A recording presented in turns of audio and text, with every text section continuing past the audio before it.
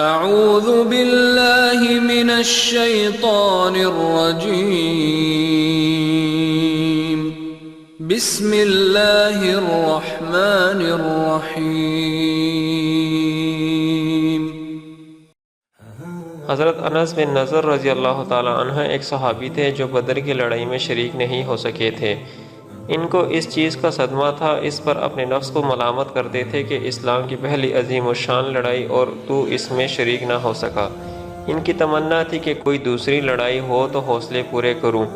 اتفاق سے احد کی لڑائی پیش آ گئی جس میں یہ بڑی بہادری اور دلیری سے شریک ہوئے۔ احد کی لڑائی میں اول تو مسلمانوں کو فتح ہوئی، مگر آخر میں ایک غلطی کی وجہ سے مسلمانوں کو شکست ہوئی۔ وہ غلطی یہ تھی کہ حضور اکرم صلی اللہ علیہ وآلہ وسلم نے کچھ آدمیوں کو ایک خاص جگہ مقرر فرمایا تھا کہ تم لوگ جب تک میں نہ کہوں اس جگہ سے نہ ہٹنا، کہ وہاں سے دشمن کے حملہ کرنے کا اندیشہ تھا۔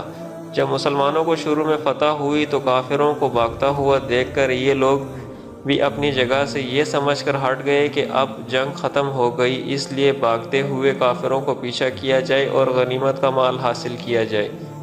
اس جماعت کے سردار نے منع بھی کیا کہ حضور کی ممانت ہو تھی تم یہاں سے نہ ہٹو، مگر ان لوگوں نے یہ سمجھ کر کہ حضور کا ارشاد صرف لڑائی کے واسطے تھا وہاں سے ہٹ کر میدان میں پہنچ گئے۔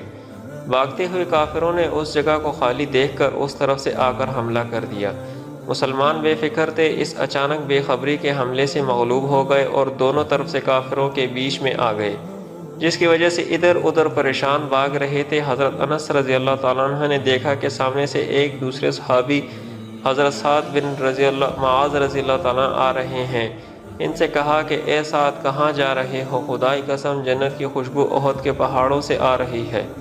یہ کہہ کر تلوار تو ہاتھ میں تھی ہی کافروں کے ہجوم میں گھس گئے اور جب تک شہید نہیں ہو گئے واپس نہیں ہوئے۔ شہادت کے بعد ان کے بدن کو دیکھا گیا تو چھلنی ہو گیا تھا، اسی سے زیادہ زخم تیر اور تلوار کے بدن پر تھے۔ جو لوگ اخلاص اور سچی طلب کے ساتھ اللہ کے کام میں لگ جاتے ہیں ان کو دنیا ہی میں جنت کا مزہ آنے لگتا ہے۔